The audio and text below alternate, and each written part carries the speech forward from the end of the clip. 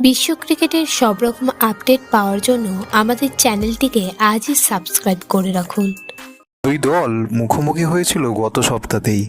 ওয়াংখেড়েতে সেই ম্যাচে ব্যাটিং ব্যর্থতার মুখে পড়ে কলকাতা। ভেঙ্কটেশ আইয়ার ও মনীষ পাণ্ডে সে যাত্রায় মুখ রক্ষা করেছিলেন। পরে বল হাতে মিচেল স্টার্ক 4 উইকেট নিয়ে দলকে জেতান। 12 বছর বাদে ওয়াংখেড়েতে জেতে নাইটরা।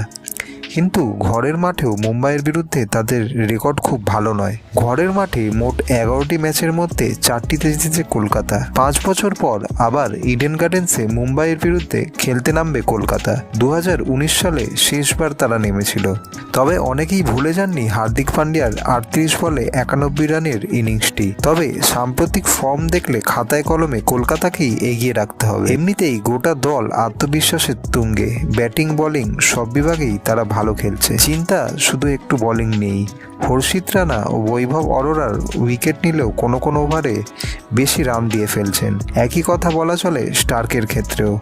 যেভাবেই হোক শনিবার মিচেল স্টার্ককে নিয়ন্ত্রিত বল করতেই হবে। ভিডিওটি ভালো লেগে থাকলে বাংলার ক্রিকেট চ্যানেলটিকে অবশ্যই সাবস্ক্রাইব করে দিন।